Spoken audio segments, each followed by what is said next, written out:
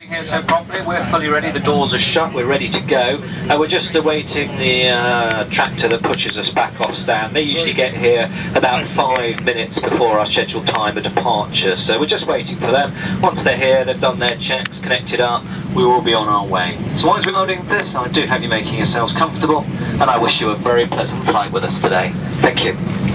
Also, please check that your mobile phone, including those with flight mode, and all other electronic devices are switched off, and if you're using earphones or headsets, please remove them now until after takeoff.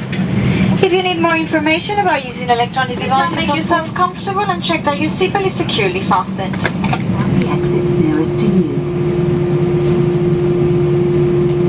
To open the main doors, pull the large handle inwards and upwards.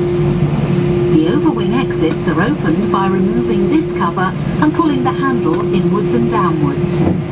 The hatch should be ejected through the opening. Opening the doors and overwing exits automatically inflates the evacuation slides. The slide can also be inflated by pulling this handle at the main doors, and send or receive calls or text messages remain off for the flight. Any items with a flight label away, your seat is upright and your armrest is down.